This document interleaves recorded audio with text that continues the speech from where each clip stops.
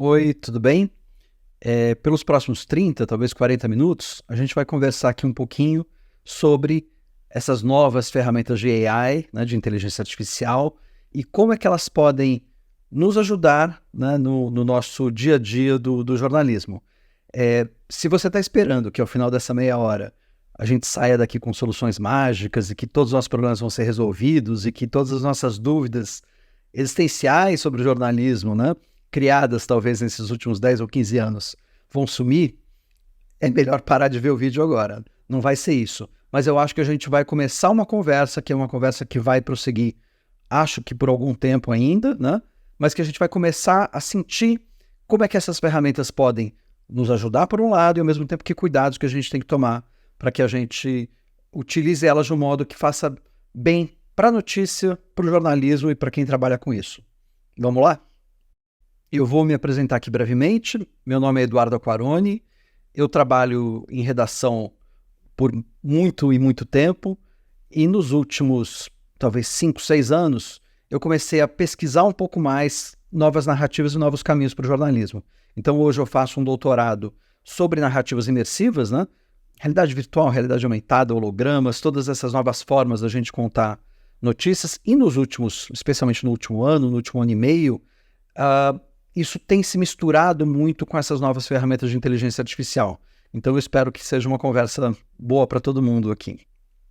Um brevíssimo contexto aqui, né? Inteligência artificial não surgiu nesses últimos anos, né? É uma área que já vem sendo pesquisada desde a década de 50. Tem aqui um pequeno timeline, um pequeno gráfico aqui, que dá para a gente acompanhar, né, alguns dos principais pontos dessa história, né, de inteligência artificial. E, ao mesmo tempo, também é interessante ver, dá para ver ali que no final da década de 60 teve o que eles chamam, né, do inverno de inteligência artificial, ou seja, um período longo, né, e aqui está marcado de 66 até 97, em que essas pesquisas elas diminuíram muito, né, então se atingiu alguns limites e elas foram retomadas no final dos anos 90. E quando elas foram retomadas, né, a grande coisa que chamou a atenção foi uma disputa, né, entre homem e máquina. E quando a gente fala, né, de disputa de homem e máquina, vem um pouco, né, aqueles nossos medos e temores que vêm de ficção científica, né, que vêm dos livros do Asimov, né? Então a gente lembra talvez dessas máquinas que estão aqui, né, do computador ali em cima, que era aquele filme Jogos de Guerra, em que era uma simulação, né, era quase que um jogo e que podia se transformar, né, numa guerra nuclear. A gente vê aqui também o HAL, né, a famosa inteligência artificial criada pelo Kubrick, né, no 2001, e que né, já tem personalidade, já é um pouco quase que depressivo, né, e que resolve levar muito a sério, né, a sua função ali, né, de proteger a missão. E tem também os Terminators, né, tem os robôs assassinos da série do James Cameron com o Schwarzenegger. E tudo isso acho que vem um pouco à tona, né, quando a gente começa a falar de inteligência artificial, a falar desse relacionamento que a gente tem hoje com máquinas e robôs e criações que a gente não consegue entender muito bem. Essa retomada, né, das pesquisas em inteligência artificial chegaram ao público em 96, né, uma grande disputa midiática entre o campeão mundial da época, né, de xadrez, o Garry Kasparov russo, e uma máquina criada pela IBM, chamada de Deep Blue, e que foi construída só para isso, só para jogar xadrez. E a primeira versão do Deep Blue conseguia analisar 100 milhões de jogadas por segundo, né? São números absolutamente que a gente mal consegue compreender, né? Mas nessa primeira rodada de jogos, essa primeira série, o Kasparov ainda saiu vencedor. O jogo ficou 4-2 para o russo. Mas na revanche, que foi disputada um pouco mais de um ano depois, em 97, o Deep Blue, que tinha sido melhorado pela IBM, então ele já conseguia ter uma capacidade de processamento muito maior do que a primeira versão, ele ganhou do Kasparov, né? Então esse foi chamado, na época, né, da maior disputa de xadrez da história, e dá para ver aqui pela imagem que o Kasparov acho que foi muito surpreendido e não sabia como reagir àquilo, né? Então esse foi um momento crucial, acho que nesse entendimento dessa capacidade dessas máquinas e do que elas conseguem fazer. Mas é importante que nessa época essa inteligência artificial só conseguia fazer isso, só conseguia jogar xadrez. E em 2015, um outro computador, uma outra máquina, que se chama AlphaGo, teve um desafio ainda maior, que era disputar uma partida contra o campeão mundial de Go, que é um jogo muito popular no Oriente e que é bastante mais complexo do que o xadrez. Então, era um desafio para a máquina ainda maior. E o AlphaGo conseguiu ganhar desse campeão mundial. Então, isso também representou um marco para a inteligência artificial. Esses dois grandes eventos, né, a partida do Kasparov com a máquina da IBM e também a disputa do Go, já tem, obviamente, documentários, né? Parece que a gente tem documentários hoje sobre quase tudo. Então, quem quiser mergulhar um pouquinho mais nessas histórias, é só procurar esses dois títulos no melhor streaming que você conseguir encontrar. Então, é óbvio, né, que depois dessas pequenas vitórias, né, e que são consideradas vitórias em campos estreitos, ou seja, em funções muito definidas, né, jogar xadrez ou jogar Go, as maiores empresas, no fundo, do mundo começaram a olhar para a inteligência artificial como suporte para resolver algumas questões que elas tinham. E a gente começa uma série de experiências, e eu vou mostrar algumas coisas aqui que ainda não tem uma relação tão direta, né, com o jornalismo, mas que eu acho que serve para a gente contextualizar os desafios e os problemas e os cuidados que a gente tem que ter ao adotar essas tecnologias. A partir de 2014, a Amazon começou a tentar usar a inteligência artificial para fazer seleção de candidatos, né, para novas vagas. Então, eles colocaram nesse aprendizado, né, da máquina 10 anos de currículos que eles tinham recebido, né, os 10 anos posteriores. Isso foi tudo colocado para que a máquina entendesse quais eram os candidatos mais fortes e o que a empresa procurava, etc. E essa inteligência artificial passou a selecionar, né, os currículos novos que chegavam para a empresa, quais eram os melhores candidatos para serem entrevistados para as vagas.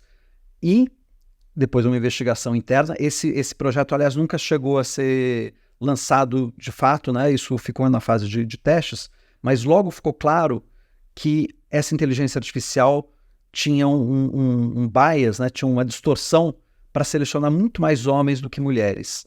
E aí se percebeu que, no fundo, ela apenas repetia um padrão que já era da própria Amazon. Então, nesse período de experiência, ficou muito claro, né, que esses dados que você coloca dentro do sistema para que ele entenda a lógica que se espera dele, esses dados têm que ter qualidade e não tem que ter desvios, porque senão essas máquinas vão perpetuar esses desvios também. Então, isso ficou muito claro nessa experiência da Amazon tentando selecionar novos candidatos. Em março de 2018, teve um acidente grave com um carro autônomo do Uber no Arizona. Essas aqui são imagens do carro sem motorista, né, saindo da garagem nesse dia. Esses carros autônomos, né, que não precisam de motorista para andar pelas cidades e pelas estradas, são o sonho de uma série de empresas, né, e tem muita gente testando. O Uber é uma dessas empresas que faz esses testes, né, e eles dependem de um aprendizado de máquina e também de um sistema computadorizado de visão, né? Então você consegue classificar uma série de objetos e a inteligência artificial entende o que são esses objetos e faz com que o carro pare, desvie, etc. Eles não conseguiram identificar nesse dia, em 2018, uma pessoa que estava atravessando fora da faixa à noite e com uma bicicleta do lado. Os logs, né, do sistema mostram que o computador ficou confuso, achou que fosse um outro veículo, depois achou que fosse um objeto não identificado, etc. E quando faltava pouco mais de um segundo, né, para o impacto, ele soou um alarme e passou o controle para uma operadora humana, né, que estava ali no carro, mas que estava de stand-by no carro. E ela não conseguiu evitar o acidente e uma pessoa morreu.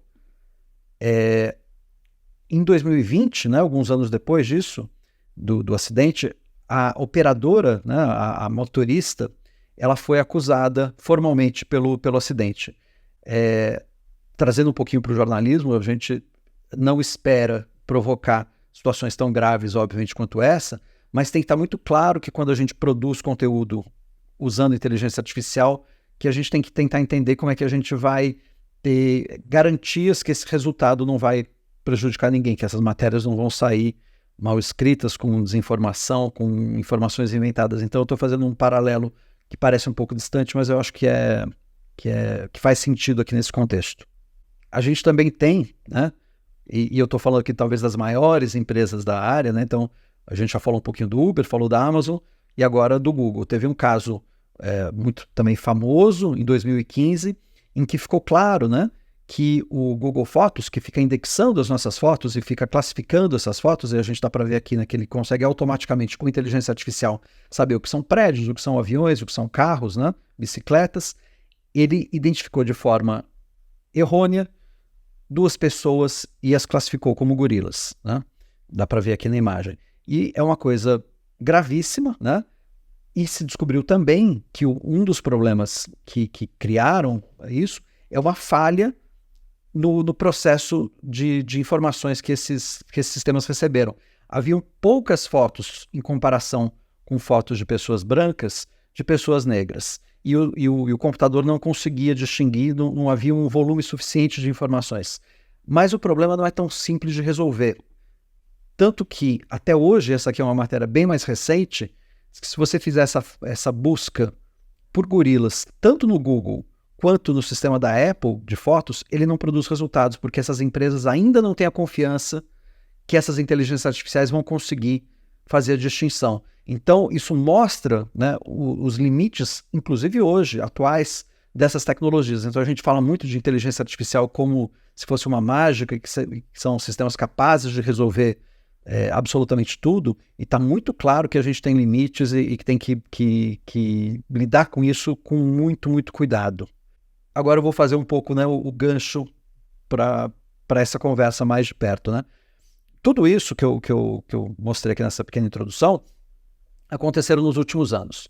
Mas talvez de um ano para cá, um ano e pouquinho para cá, essa conversa chegou muito mais próxima da gente, né, das redações, porque foram lançados, na verdade já existiam há algum tempo, mas eles ficaram mais fortes e mais potentes, o que se chama de LLMs, né? São os Large Language Models, são os grandes modelos de linguagem que a gente consegue conversar com eles, principalmente através de texto, e que produzem como uma resposta, né, outros textos ou imagens construídas com base nos textos, né? Nesse campo de inteligência artificial, a gente chama isso de prompt, né? Então, você escreve alguma coisa para esses sistemas e eles te respondem. E nesse um ano e pouquinho, a gente está vendo, né, empresas, algumas menos conhecidas, que é a OpenAI, que é o primeiro logo aqui, né? E outras bem mais conhecidas, né? Tem aqui o logo do Bing, da Microsoft, também do Google, entrando nesse campo, né, desses grandes modelos linguísticos e que começam a chegar em áreas muito próximas da gente, que é a produção de linguagem, a produção de texto, né? E aí a gente pode, e também isso não é, né, não é que essa relação do jornalismo com a inteligência artificial começou agora, mas começa a ficar um pouco mais próximo da gente e mais redações e mais jornalistas individuais, né, ao redor do mundo estão olhando para isso, né? Então, hoje parece que tem, né, quase que uma sombra, né, e aí dependendo de como é que você encara isso, algo positivo ou negativo, uma sombra, né, dessas máquinas e desses sistemas atuando muito próximos do que a gente faz, né? Enquanto eu estava preparando essa aula, eu estou gravando isso no finalzinho de julho, dia 22 de julho, o Google começou a ter conversas nos Estados Unidos com algumas das principais redações. O projeto do Google para as redações se chama Genesis, e eu não consigo evitar, né, de trazer essa foto aqui da banda Genesis, né? Ainda com Phil Collins de cabelo, né? Dá para ver que todo mundo já teve cabelo um dia, né? E essa aproximação dessa indústria de tecnologia das redações era um pouco esperado, né? Mas quando a gente vê de fato acontecer, a gente tem que prestar atenção. E as primeiras notícias mostram que o Google está conversando, né, com alguns dos principais players do mundo, né? New York Times, Washington Post, o Wall Street Journal, né? E a primeira reação, né, e essas notícias estão começando a surgir agora, a primeira reação das redações não foi das mais positivas, né? Há um medo que essas empresas de tecnologia não conseguem entender direito, né, o papel que o jornalismo precisa ter e o modo como a gente produz conhecimento, informação, e estão querendo automatizar demais. Então, acho que vai ter um período ali, né, grande de conversa e negociação para ver como é que esses sistemas vão se encaixar na nossa produção de conteúdo e na nossa produção de notícias. Então, a primeira matéria que falou sobre isso do próprio New York Times, né, descreveu alguns executivos desses jornais como estando desconfortáveis com a maneira que o Google propôs o assunto para as redações. O Google, no entanto, não foi o primeiro, né? A própria OpenAI, né, que criou, né, o ChatGPT, também está começando, num modelo que já é conhecido da gente, né, a distribuir dinheiro para algumas redações, começando nos Estados Unidos, né, para integrar, né, essas ferramentas de inteligência artificial com as redações. A gente já viu empresas como o próprio Google, o Facebook fazendo isso, né, e tem alguns benefícios, mas também há uma relação que a gente sabe que a gente tem que tomar cuidado e tem que entender de fato como é que isso funciona, porque assim como esse dinheiro chega, muitas vezes ele para, né, de uma maneira quase que abrupta, e a gente tem que aprender a se estruturar e aprender a ver o que de fato funciona para a gente.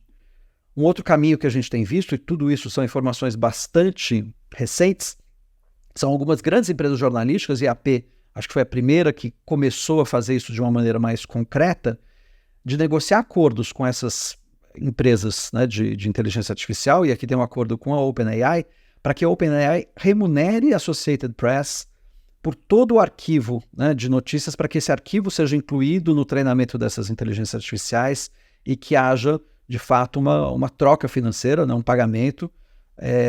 Por isso, não está muito claro, né, que uma vez que esse arquivo todo já vai estar dentro dessas máquinas, como é que esse processo continua, porque daí, obviamente, o volume de informações a serem indexadas ele é menor. Então, a gente não tem detalhes específicos desses acordos, mas a gente sabe que tem já empresas jornalísticas olhando para isso também como uma fonte de receita e tentando negociar para que todo o conteúdo, né, que a gente produziu ao longo, em algumas empresas, por mais de 100 anos, que isso não seja simplesmente engolido por esses sistemas sem que isso seja remunerado. Tem uma série de questões, inclusive éticas, que são abertas aí, são outras discussões, mas acho que é importante pontuar que tudo isso está acontecendo, né? Como eu disse, né, nos últimos 12 meses, talvez, né, em que essa conversa de AI com o jornalismo se intensificou, mas esse não é exatamente o início, né? Então tenho aqui um artigo que o Guardian publicou em 2020, que já é um artigo escrito pelo GPT-3, que era o modelo anterior da OpenAI, né? E o título, obviamente, é provocador, né? Dizendo que um robô que escreveu esse artigo, e se nós, humanos, a gente está com medo. E o lead, né, também provocador, né, fala, né, que eu não sou humano, eu sou um robô que pensa, né? Isso não é exatamente verdade, né? E aí começa esse abre desse texto. Mais interessante, talvez, do que o texto é a explicação que o Garland colocou no final, mostrando como isso foi feito, né? Eles pediram, né, eles fizeram vários prompts, né, para o GPT-3, e ele criou uma série de versões do texto que foram depois editados por um jornalista, né, por um editor humano, para produzir o texto. E eles até falam que esse texto foi, o trabalho de edição foi similar ao trabalho de edição dos textos normais do jornal, mas então não era o texto original, né, do GPT-3. Quem fez esse projeto com Guardian foi um estudante de Berkeley, né, na Califórnia, que chama Lian Por. E ele já havia feito, algum tempo antes, quase que uma pegadinha que durou algum tempo na internet até que as pessoas percebessem o que ele havia feito. Ele criou um blog, sem contar para ninguém, que foi inteiramente escrito por inteligência artificial. E tinha, né, não era o maior sucesso da internet, mas tinha os seus seguidores, etc. O curioso, e aí eu já li um pouco, né, esse blog, e depois eu vou deixar o link aqui para quem quiser dar uma olhada.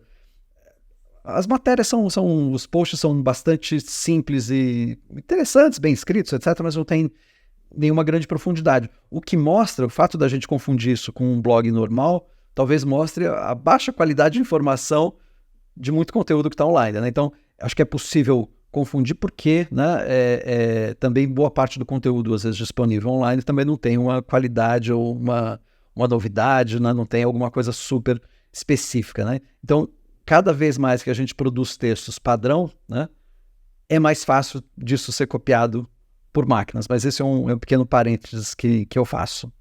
O que a gente vê agora, e aí isso aqui é bem recente, isso aqui é de julho, né, deste mês, são empresas digitais, jornalísticas, né, e principalmente americanas, algumas europeias também, mas começando a testar, e mais do que testar, né, lançar histórias e posts e textos, matérias, às vezes é até difícil classificar, escritas por inteligências artificiais. E aparentemente são matérias simples, né? Então, o Gizmodo publicou aqui uma lista cronológica dos filmes do Star Wars, né?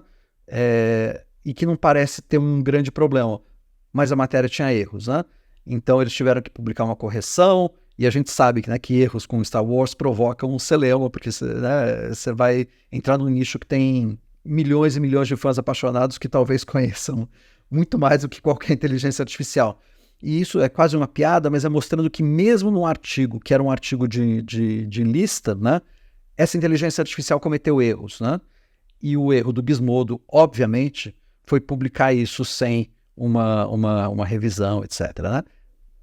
Mesmo assim, né, o controlador, o dono da empresa, quer continuar nesse caminho. Então a gente vê que o perfil de algumas empresas, eles estão mais preparados para essa fase, né, de erros e acertos. Você tem que ver o quanto isso vai ser interessante. Eu, pessoalmente, acho um caminho bastante perigoso, mas a gente sabe que vão ter empresas que vão testar isso com uma volúpia maior, né, e com cuidado menor, e tem empresas que são, digamos, um pouco mais cuidadosas, né? Isso não é uma regra, eu não vou aqui dizer como é que cada um tem que fazer, acho que cada um tem que analisar, né, olhar para o próprio umbigo e ver como é que se sente confortável, mas acho que é interessante trazer essas várias tentativas, né, que estão sendo feitas hoje.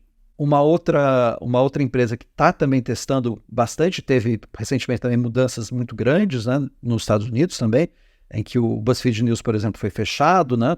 Eles continuam com o BuzzFeed principal e eles continuam publicando aqueles artigos, né, de listas, etc., e quiz, e eles estão aumentando também a publicação de forma automática de conteúdo produzido por inteligência artificial. Os resultados também ainda não são muito satisfatórios, mas eles estão prosseguindo nesse caminho. Uma análise desses artigos, e a gente sabe que a gente faz análise, isso às vezes, do ponto de vista até de audiência, talvez não seja tão significativo, mas se descobriu que esses conteúdos produzidos para o BuzzFeed, por inteligências artificiais, eles são muito parecidos, inclusive com frases com a mesma estrutura, etc. Então, digamos que essa inteligência artificial que está sendo usada não é tão criativa assim, né? O que ainda nos dá um pouco de esperança que essa batalha a gente tem chances, né? Esse é o atual estado. É lógico que esses modelos vão melhorando com o passar do tempo, né? E digamos, essas inconsistências, elas tendem a diminuir na teoria, mas a gente também está vendo hoje que alguns modelos de inteligência artificial parece que tem um sistema de degradação. Nesse momento também que eu gravo, tem uma discussão se o ChatGPT-4 ele teve uma perda de qualidade nas últimas semanas.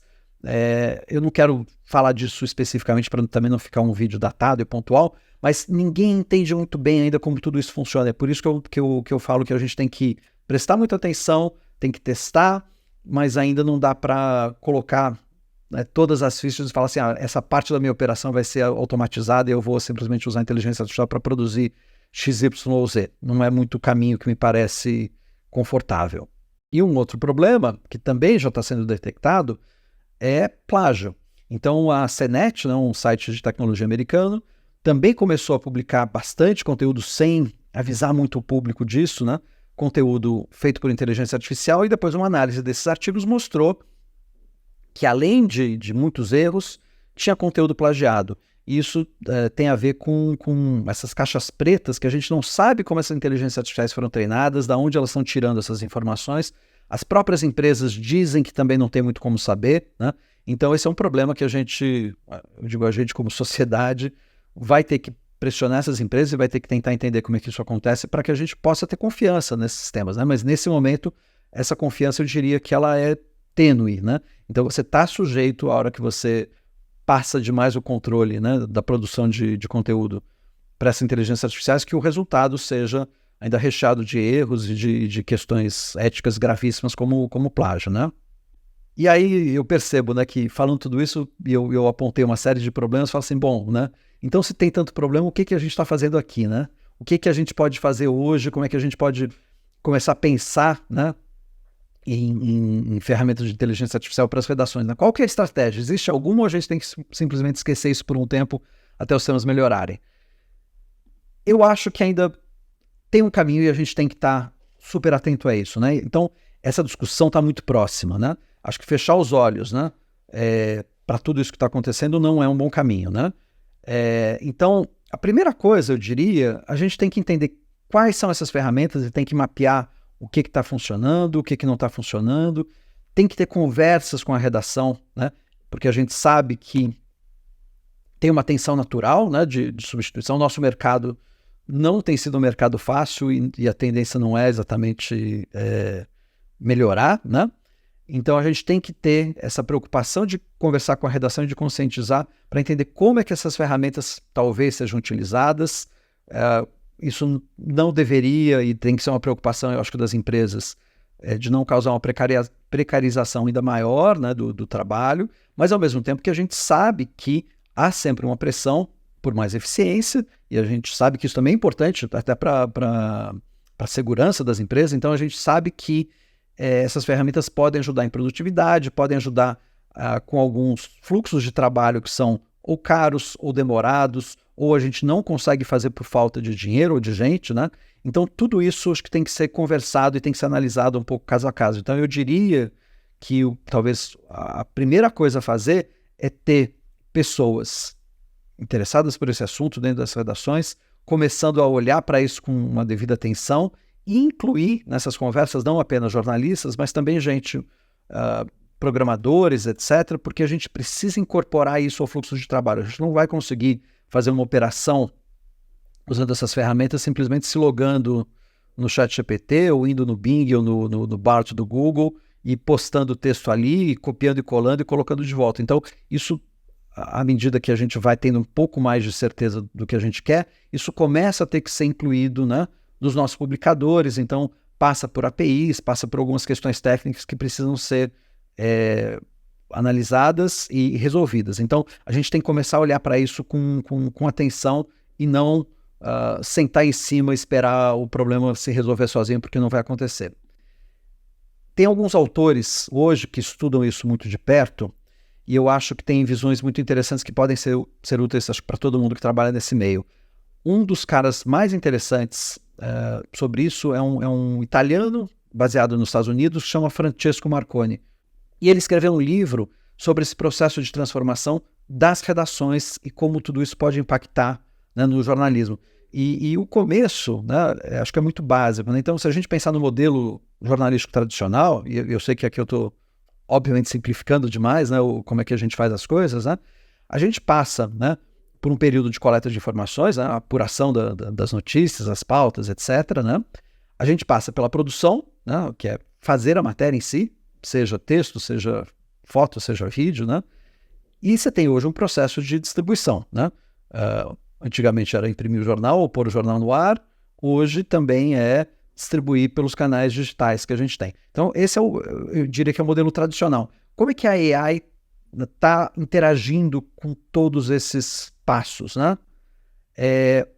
Na coleta de informação, a gente começa a ter possibilidades inclusive interessantes e baratas, né, de usar algoritmos, que aqui está sendo usado quase como sinônimo de AI, mas algoritmos treinados para, por exemplo, minerar dados, tanto de bancos de dados, quanto de dados produzidos por sensores. Então tem sensores ambientais, por exemplo, né, que a gente tem uma série de sensores, por exemplo, de poluição, de atmosfera, que isso pode ser analisado, né, por esses algoritmos. Isso pode render matérias super interessantes para a gente. Então, a gente pode começar a usar a AI nessa coleta de informação. A gente também pode usar a AI para coletar informações que estão na internet, que estão em redes sociais. Então, são análises, né, de milhões de parâmetros que podem ser feitas de uma forma muito mais rápida e muito mais eficientes por máquinas do que por nós, né? E eu vou mostrar depois exemplos de matérias concretas que já foram feitas dessa maneira.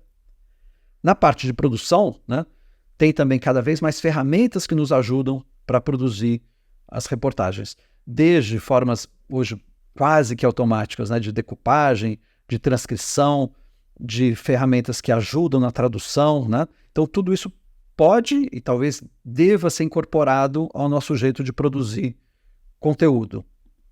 E obviamente na distribuição, especialmente no digital, a gente começa a ter possibilidades que antes precisavam de mais pessoas e hoje, né, a gente consegue fazer isso de uma maneira diferente, em que você consegue ter um texto básico que ele pode ser reescrito para o Instagram, né, para o Twitter, para o TikTok, ele pode ser repaginado, você pode testar modelos diferentes, né, de manchetes para que uma renda melhor do que a outra, você tem todas aquelas questões ainda de SEO, né? Então tudo isso pode ser de alguma forma automatizado com AI, né? Então acho que esses são alguns caminhos que o Marconi aponta nos livros e que a gente aos poucos vai começar a ver como é que isso vai funcionar na prática.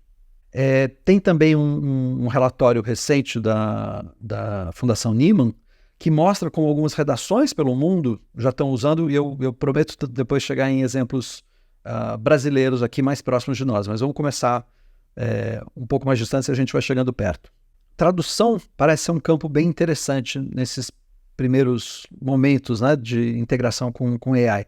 E aqui a Fundação Nieman conta a história, né, de uma publicação finlandesa que já publicava normalmente conteúdo, né, em finlandês, sueco, inglês e russo, né? A Finlândia é um país extenso, mas de uma população pequena, então eles já têm essa tendência de publicar conteúdo nas línguas próximas ali, né?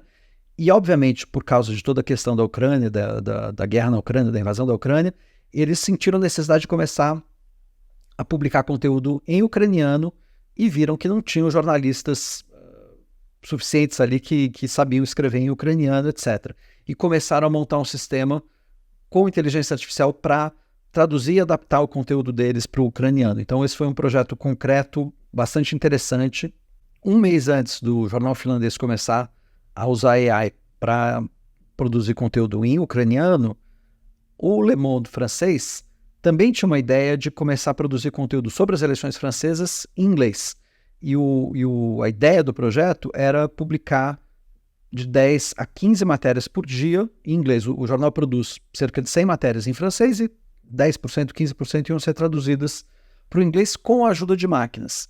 E o sistema se mostrou tão eficiente que logo o projeto mudou para que todo o conteúdo do jornal fosse traduzido para o inglês e aí se pôde fazer uma edição em inglês do Le Monde. E isso é uma coisa interessante, né? Porque a gente vê que era um projeto que começou menor e que através, né, dessas possibilidades trazidas por ferramentas de AI, se produziu um novo formato, um novo produto e que possivelmente se espera traga novas receitas para o jornal, né? O Le Monde deixa claro também que nesse processo todo, né, de tradução para o inglês, eles ainda têm uma equipe, né, de 7 jornalistas que são responsáveis pelo projeto, né, e que hoje os jornalistas ficam muito focados em checar contexto, em questões culturais, em preservar o estilo editorial do Le Monde também em inglês, né, algo que essa tradução automática não consegue fazer. Então, o número de pessoas empregadas no projeto ele não diminuiu, o que aumentou foi o volume de produção, né? Mas é interessante ver que com o mesmo número de pessoas você consegue ter um resultado bastante diferente, então acho que esse é um projeto que vale a pena acompanhar de perto. O relatório da Nieman também volta um pouquinho atrás e fala um pouquinho da história da Associated Press, que a gente já citou aqui, e que desde 2016 escreve matérias curtinhas de resultados financeiros com a ajuda de inteligência artificial. Então, assim que as empresas anunciam os resultados, você tem máquinas olhando para aquilo e produzem textos básicos, né, que são lançados no feed da AP e dá tempo para os jornalistas humanos de analisarem aquelas informações com um pouco mais de atenção e cuidado para produzirem textos posteriores maiores, né? Então, a gente sabe, né, que toda vez que surge, né, um relatório desses, a gente separa a gente da redação para correr atrás disso e, às vezes, perde-se um tempo e produz um conteúdo de pouco valor agregado, mas, no entanto, ele é importante que ele seja rápido. Então, nesse campo muito estreito, eu diria, em que a velocidade é importante, mas as informações são sempre muito parecidas, tem se testado ferramentas de AI, e a AP faz isso desde 2016 com uma série de parâmetros e de cuidados, e tem sido, não tem tido nenhum grande problema com isso. Então esse é um exemplo, acho que bem interessante. Então eu diria que nessa primeira fase, né, de AI, essas funções que estão aqui na tela, né, tradução, transcrição, revisão, avaliação de conteúdos que a gente faz, ou até a própria medição, essas são funções que estão, acho que, muito próximas das ferramentas atuais de AI, né? Então, eu diria que começar com AI escrevendo textos finais talvez não seja um bom caminho agora, mas a gente olhar para essas coisas que estão próximas, né, da notícia em si, mas não são a notícia, são talvez uma forma interessante da gente começar a entender como é que essas ferramentas funcionam. Outra coisa que eu acho que é fundamental para toda redação ou todo jornalista individual pensar e produzir, eventualmente publicar isso, é quais são os nossos guidelines, né? Qual é a nossa visão para o uso de ferramentas de inteligência artificial, e a gente tem que avisar o público, tem que avisar os anunciantes, tem que avisar todo mundo que se interessa, né, pelo que a gente produz. O Guardian, não sei se foi o primeiro, mas foi o primeiro que me chamou a atenção, lançou um pequeno guia, e ainda é bastante pequeno, quase que com 3 pontos ainda, mas acho que vale a pena a gente olhar o que o Guardian anunciou, né? Eles dizem que eles vão usar AI para o benefício dos leitores, né? E eles fazem um pouquinho aqui, né, em poucos parágrafos, o que eu estava falando aqui no começo, em que essas possibilidades todas de AI são muito interessantes, mas ainda não são completamente confiáveis, né? E aí eles falam uma coisa que é óbvia, mas que é importantíssimo que a gente saiba, que não há espaço no jornalismo, especialmente atual, com todas as questões, né, de confiança que nos cercam, né? Que a gente aumente essa desconfiança do público em relação ao que a gente produz. Então a gente não pode fazer com que esse pulo, né, para o uso de AI aumente a desconfiança na qualidade das informações. Então, o Guardian fala que só vai usar ferramentas de AI generativa de forma editorial em pontos que contribuem para a criação e distribuição de conteúdo original, né? Então eles estão claramente aqui dizendo que eles não vão substituir jornalistas por máquinas, né? Eu acho que isso é muito interessante e é claro que isso tem que ser bem comunicado para todo mundo. Eles também falam que vão usar AI para beneficiar a missão do jornal, né? Para melhorar a qualidade do trabalho dos jornalistas, para ajudar, né, as equipes a questionarem, né, conversarem com bancos de dados grandes, para ajudar com correções, com sugestões, para campanhas de marketing e também para reduzir burocracia, que são coisas, né, que não são noticiosas em si, mas que obviamente interferem em todo o processo de redação. Então também, de novo, né, são questões, não são secundárias, mas não é a notícia em si, mas é tudo que envolve, né? Então é o processo como a gente viu na estrutura que o Marconi escreveu no livro, é do processo de produção da notícia, às vezes não a notícia em si. Então o Guardian está apostando também por aí. E, finalmente, o que acho que é uma questão que talvez vá ser a discussão agora dos próximos meses, ou próximos anos, é como é que a gente respeita, remunera quem criou todo esse conteúdo que foi engolido, né, por essas inteligências artificiais e que está sendo regurgitado. Eu sei que a palavra não é bonita, mas está sendo regurgitado por essas máquinas, né?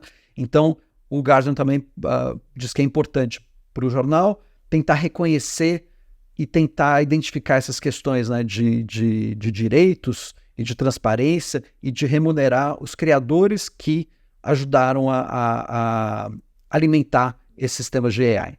Dito tudo isso, eu acho que a gente tem uma segunda fase que é muito interessante e eu vou passar por isso com alguma rapidez, mas eu acho que é muito interessante. Em breve, acho que ferramentas de AI vão proporcionar que a gente faça projetos que a gente sempre sonhou e que a gente não conseguia fazer por falta, geralmente, de tempo, de dinheiro ou de pessoas, ou dos três, né?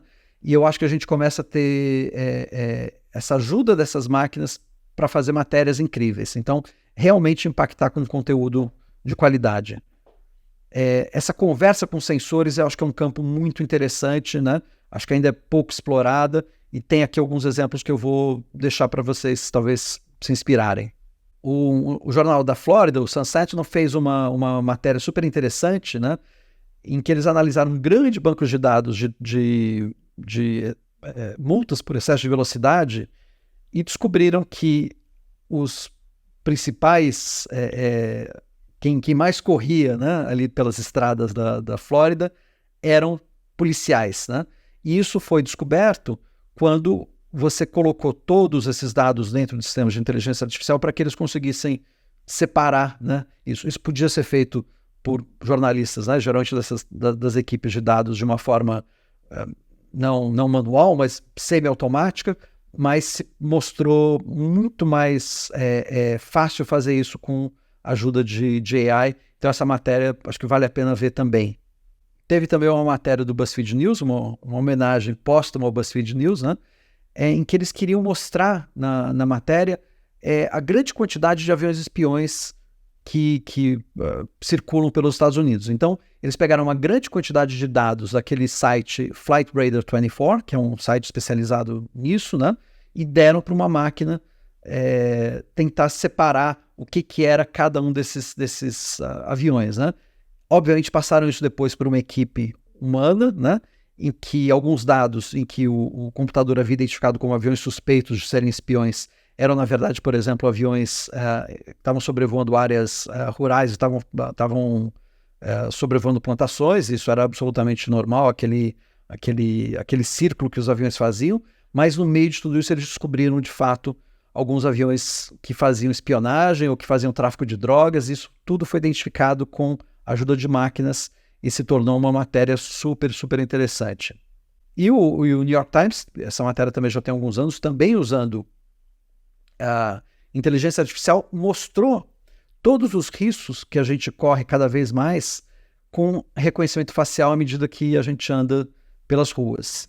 Então, eles gravaram no Bryant Park, lá em Manhattan, eles gravaram cenas durante o dia, né, das pessoas ali, e colocaram esses vídeos das câmeras e construíram um sistema. E eles dizem que na matéria que o sistema foi construído com menos de $100. Isso é interessante, né, porque às vezes são sistemas baratos de serem construídos, ou seja, reproduzíveis por qualquer redação hoje, né? Colocaram todos esses feeds nesse sistema que eles construíram e conseguiram identificar essas pessoas. Ou seja, esses dados estão abertos, estão públicos, e isso obviamente é muito perigoso para a nossa segurança. Então eles usaram inteligência artificial para mostrar os problemas que o reconhecimento facial pode trazer. É uma matéria muito interessante que foi publicada em 2019. E a gente também pode usar ferramentas de inteligência artificial para melhorar o nosso próprio processo. O Financial Times tem funcionando um bot interno em que identifica as fontes das matérias que eles publicam. E eles querem fazer com que as fontes femininas sejam em número parecido com as fontes masculinas, né? O Financial Times cobre finanças, né? É uma área onde tradicionalmente as fontes masculinas são sempre em número muito maior, e eles querem equalizar isso, e é uma bela iniciativa, e eles estão usando um bot para que tenha quase que um ranking diário, etc., e que a própria redação consiga olhar para isso e consiga diversificar melhor as fontes das matérias. A gente também vê, né, em televisão algumas coisas sendo testadas. Então a gente já viu nos últimos anos a TV estatal chinesa tentando fazer projetos e substituir âncoras humanos por âncoras criados com inteligência artificial. São ainda bastante robóticos, mas acho que é interessante ver como é que essa tecnologia está evoluindo. Hello, everyone. I'm an English artificial intelligence anchor. This is my very first day in Xinhua News Agency. My voice and appearance are modeled on Zhang Zhao, a real anchor with Xinhua. E logo depois eles criaram também um modelo de uma âncora mulher, né? Obviamente que esses modelos de inteligência artificial vão melhorar, mas por mais que eles melhorem, eles ainda são máquinas, né, lendo textos que estão no teleprompter, né? Então, o fator humano ainda obviamente, é fundamental, né? Para que a gente tenha essa relação direta com o público e direta com a notícia. Então, eu até separei um trechinho aqui que eu acho que é sempre muito curioso, do Bonner no Jornal Nacional, meio que imitando, não sei se conscientemente ou inconscientemente, o Bolsonaro. Abre aspas. A imprensa sem vergonha, essa imprensa sem vergonha. A imprensa fez uma onda terrível aí. Para a imprensa, bom estava Lula, Dilma, gastando 3 bilhões por ano para eles. Fecha aspas. E essa intervenção do Bonner, né, é algo que as máquinas não conseguem copiar, né? Tem uma ironia, tem um humor, tem algo que, como eu disse, talvez seja inconsciente, né? E isso é algo que eu acho que é interessante, que tem um fator disso que a gente tem que preservar, né? Grupos como a Globo, né, estão, especialmente para transmissões e eventos, estão também apostando, né, em inteligência artificial, por exemplo, para transmissão, né? Então você tem hoje tecnologia de câmeras de altíssima resolução, em que você consegue fazer cortes automáticos das transmissões. Isso está sendo testado, obviamente, não com jogos da Libertadores ou do Brasileiro, mas com jogos menores, né? E que eventualmente está indo para outras plataformas da empresa, né? Não necessariamente só na TV, mas eventualmente para streaming, não sei o quê. Isso faz com que o custo diminua e torne possíveis alguns projetos. E a partir dessas imagens, também sistemas de inteligência artificial estão conseguindo traduzir isso em linguagem, né, em texto. Então, você tem câmeras, né, analisando, né, os movimentos dos jogadores, e tudo isso é traduzido em dados, que, portanto, depois é traduzido em linguagem. Uma estrutura muito simples, essa aqui também da tela, né, em que você tem, né, o nome de um time, né, marcou tantos gols em tal período do jogo, qual foi o jogador que fez o gol. Então, tudo isso máquinas hoje conseguem fazer. O que elas não conseguem é explicar que esse lance foi incrível, porque talvez para uma máquina hoje isso seja apenas uma cesta. E são esses momentos que no esporte, né, ou no jornalismo, é o nosso olhar humano que diz que isso aqui é especial, que esse cara era especial, etc, etc, etc, né? E ainda tem também os erros, né? Então aqui também uma transmissão na Escócia, transmitido de forma automática, né?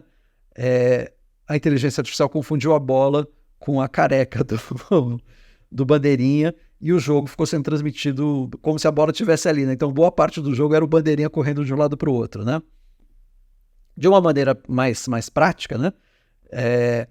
O G1 e também o UOL, nas eleições de 2020, eles já usaram inteligência artificial para publicar textos automatizados com os resultados das eleições. Então, você pegava, né, os resultados do TSE e produzia matérias como essa para municípios que a gente sabe que não seriam cobertos, porque hoje não tem mais uma atividade jornalística ali. Então, você ajudava, inclusive, de uma forma, lógico que pontual, num momento único, mas você ajudava a produzir conteúdo sobre todos os municípios do Brasil, né? A Brage, eu sei que se preocupa muito, né, com os desertos de notícias que existem, que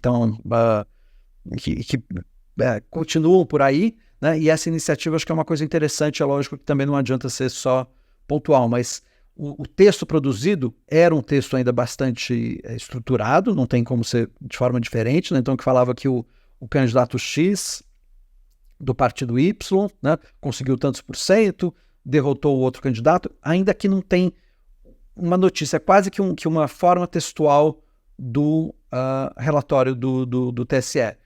E o G1, eu analisei aqui um pouquinho mais o G1, porque é uma redação que eu trabalhei durante muito tempo, conheço um pouco mais. Eles avisavam para o público, que sempre é fundamental, que essa tinha sido uma reportagem produzida, né, com a ajuda de sistemas de inteligência artificial, mas revisada por jornalistas. Isso também só é possível porque a estrutura do G1 é uma estrutura grande, né? E tem estrutura em vários estados do Brasil, então isso também propicia que um projeto tão ambicioso quanto esse seja de fato feito, né? Acho que não seria interessante fazer isso sem essa supervisão final humana. Caminhando aqui para o final, eu queria mostrar alguns projetos que, sim, vão parecer muito ambiciosos, mas eu acho que começam a chegar próximos da gente, né? Tem um projeto que eu gosto muito, que chama Dimensions in Testimony, que é um projeto criado pelo Steven Spielberg, né? numa universidade americana, né? Ele criou uma fundação que funciona junto com a Universidade do Sul da Califórnia, e eles têm depoimentos de sobreviventes do Holocausto.